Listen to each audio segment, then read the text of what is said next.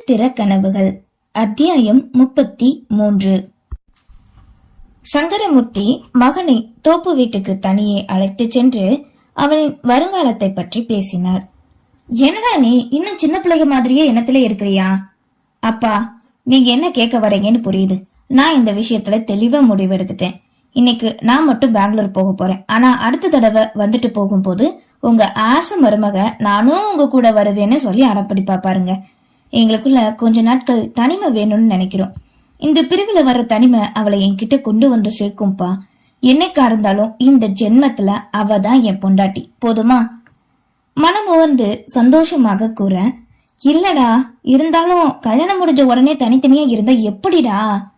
தயங்கினார். உங்களுக்கு புரியுற விஷயம் உங்க மரமண்ட மருமகளுக்கு தோணலையே.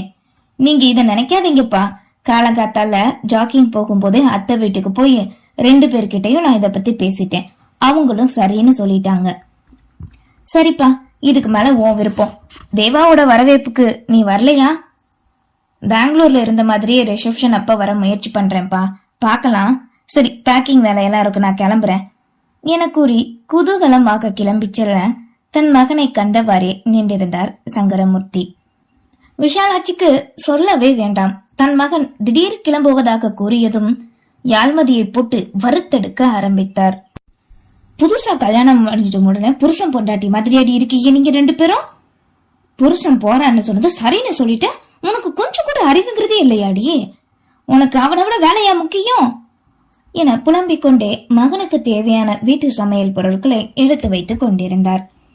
அந்த சமையலறையில் வேலைக்காரி இல்லாதது இவர்கள் மட்டுமே இருக்க, சமையல் மேடையில் அமர்ந்து கேரட்டினை கடித்துக் கொண்டே அத்தை திட்டும் புலம்பலையும் கேட்டவாறு இருந்தாள். ஓ மகன் போறத நானா பிடிச்சுக்கிட்டு இருக்க முடியும்? போகாதீங்க, இருங்கன்னு ஒரு வார்த்தை சொன்னா உடனே உங்க மகன் இருந்துருவாராக்கும் அத்தை. அடியை, அவன் ஆம்பளை, வேலை பார்த்தாதான் கௌரவம். நீயும் கூட போகாம இங்க இருந்துகிட்டே கீரையவா இருக்க போற? இல்ல அத்தை, கீரை பயிரிடுறத பத்தி ஆராய்ச்சி பண்ண போறேன். பொல்லாத வேலைடி வேலை. ஒரு பொருளோட அருமை இருக்கும் போது தெரியாதுன்னு சொல்லுவாங்க. அது மாதிரி என் மகன் போனதுக்கு அப்புறம் தான் நீ கவலைப்படுவ பாரு என பின்னாடி நடக்க போவதை சரியாக கணித்து கூறினார் விஷாலாட்சி. ஆமா, அப்படியே உங்க மகன் என் ஆருயிர் காதல, நான் வருத்தப்பட போறேன். வாங்க அத்தை என்றவளோ அங்கிருந்து சென்று விட, இவகிட்ட சொன்னேன் பாரு, என்ன சொல்லணும், புத்தி கெட்ட மருமகளா வந்து வாச்சிருக்கா தன்னந்தனியாக புலம்பினார். மதிய நேரம் போல் தங்களின் அறைக்கு வர கிளம்ப வேண்டியதை எடுத்து வைத்துக் கொண்டிருந்த இளந்திரையனை கண்டால், ஓ பேக்கிங்கா, கூப்பிட்டா ஹெல்ப்புக்கு வந்திருப்பல்ல, நான் மடிச்சு வைக்கிறேன் சகஜமாய் கூறிக்கொண்டு அவனின் கரத்தில் இருந்த துணியை வாங்க பார்க்க, விடுக்கென்று தட்டிவிட்டு, பொடி ஒண்ணு தேவையில்ல பட்டென கூறி அவளின் கரங்களை தட்டிவிட்டு தானே செய்தான். இப்பெல்லாம் ரொம்ப டீ போட்டு பேசுற, கவனிச்சுக்கிறேன் உன்ன. ஆமா, அப்படியே புருஷனை கவனிச்சுட்டாலும் முனுங்க. மாமா, நீ இன்னைக்கு கண்டிப்பா போகணுமா? கொஞ்சலோடு கேட்டவாறு மறுபடியும் அவனின் அருகில் வர, அந்த நொடி அவனின் மனமோ குதூகலம் கொண்டது. ஒருவேளை நான் போறது விருப்பம் இல்லாம இப்படி கேக்குறாளோ நினைத்து, எதுக்கு அப்படி கேக்குற மதி? நான் போறது உனக்கு பிடிக்கலையா? நிமிர்ந்து அவளின் முகம் கண்டு ஆவலோடு கேட்டான். அது, நாளைக்கு நான் முறையா வேலைக்கு போறேன், நீ இருந்தா நல்லா இருக்கும்னு நினைச்சேன் கூறியவாறு அவனின் சட்டை பட்டனை திருக, சட்டென அவனின் கரத்தினை தட்டி விட்டான். போய் தொலைடி, இவளுக்கு டிரைவர் வேலை பார்க்க நான் இருக்கணுமா? இனிமே ஒரு வார்த்தை பேசுனா நான் கட்டுப்பாயிருவேன், பேசாத எதுவும் கத்திவிட்டு வேலையை பார்க்க, போடா சிம்பான்சி குரங்கு, உன்கிட்ட பேசலன்னு யார் இங்க அழுதுகிட்டு இருக்கா எண்ணியவாறு அங்கிருந்த சோஃபாவில் அமர்ந்தவளோ கைபேசியை நோண்ட ஆரம்பித்தாள். நேரமும் செல்ல மாலை நேரம் வந்துவிட, அன்னை கொடுத்த பொருட்கள், தனக்கு தேவையான பொருட்கள் அனைத்தையும் எடுத்துக்கொண்டு கிளம்பி கீழே வந்தாள். சங்கரமூர்த்தி, தமிழ்ச்செல்வி இருவரும் அவனுக்காகவே காத்திருக்க, ஐ மிஸ் யூ அண்ணா, தேவா அண்ணனும் இல்ல, இப்ப நீயும் போற வருத்தமோடு அவனை கண்டு உரைக்க, ஹே குட்டிமா, அதான் இனி உனக்கு உன் அண்ணி மதி இருக்காளே, அப்புறம் என்னடா, நான் தினமும் கால் பண்றேன், ஏதாவது வேணும்னா கேளு, வாங்கி கொடுத்து அனுப்புறேன், கடைசி வருஷம்ல நல்லா படிக்கணும் என்று தன்னோடு அணைத்துக் கொண்டு ஆறுதலாய் பேச, வேடிக்கை பார்த்து கொண்டிருந்த யாழ்மதிக்கோ உள்ளமோ எரிந்தது. போறானே, நம்ம கிட்ட மட்டும் இஞ்சி தின்ன குரங்கு மாதிரி எரிஞ்சு விழுகிறான். ஒரு வார்த்தை இது மாதிரி சொல்லிட்டு போறானா எரும மாடு. திட்டிக் கொண்டு நின்றாள். அன்னை, தந்தை, வேலுமாள் பாட்டி அனைவரிடமும் ஆசீர்வாதம் வாங்கி கொண்டு வெளியே வர டிரைவர் காத்திருக்க அருகில் முன்னே ஏறி அமர்ந்து அனைவரோடு சேர்ந்து அவளையும் கண்டான். போயிட்டு வரேன். அம்மாடி, நீயும் வேணா ஏர்போர்ட் வர போயிட்டு வாயேம்மா. மகனின் பார்வையறிந்து தந்தை கூற, இல்லம்மாமா, நாளைக்கு வேலைக்கு போகணும்ல, இவ கூட போயிட்டு வந்தா லேட் நைட் ஆயிரும், வேண்டாம் என்ற நொடி காரை எடுங்க கூறியவனோ விருட்டென்று அங்கிருந்து கிளம்பி விட்டான். கார் விலைகளை விட்டு மறைய அனைவரும் உள்ளே நுழைய பின்னே வந்த தன் மருமகளை நிறுத்தி அவளின் தலையிலே நங்கென்று கொட்டினார் விஷாலாட்சி. நீ எல்லாம் எப்படி எனக்கு மருமகளா வந்த? அப்படியே மாமியார் குடும்பம் பண்ணனு போல இருக்குடி. அது உங்களுக்கு தெரிஞ்சாதான் முன்னவே பண்ணிருப்பீங்கல்ல அத்த. ஆனா எனக்கு மருமக குடும்பம் தெரியும், நான் வேணா பண்ணட்டா? தலையை ஆட்டிக்கொண்டு சிரிப்போடு கேட்க, அடியே உன்ன. அவளை அடிக்க முடியாது ஓங்கிய கையை தன் நெற்றியில் தானே போட்டுக்கொண்டார். கட்டின புருஷன் போறானேன்னு கொஞ்சமாவது கவலை இருக்கா? பாரு, அவன் உன்னை தவிச்சு போய் பார்த்துட்டு போறான். உன் மாமனார் கூட அவனோட பார்வையை பார்த்து நீயும் ஏர்போர்ட் வரைக்கும் கூட போயிட்டு வாமான்னு சொன்னா நீ உன்னை மட்டுமே நினைக்கிற. அடுத்தவங்களையும் கொஞ்சம் நினைச்சு பாரு. கல்யாணம் முடிஞ்சா எப்படா தனியா போக வாய்ப்பு கிடைக்கும் நினைப்பாக பொண்ணுங்க. உனக்கு கிடைச்சும் நழுவ விட்டுட்டு இருக்கியடி. ஆமா, எனக்கு ஒண்ணு புரியல, நீங்க 2 பேரும் இன்னும் உங்க வாழ்க்கை ஆரம்பிக்கவே இல்லையா? பல நாள் அவரின் மனதிற்கு ஓடிய சந்தேகம் இப்போது கேட்டுவிட்டார்.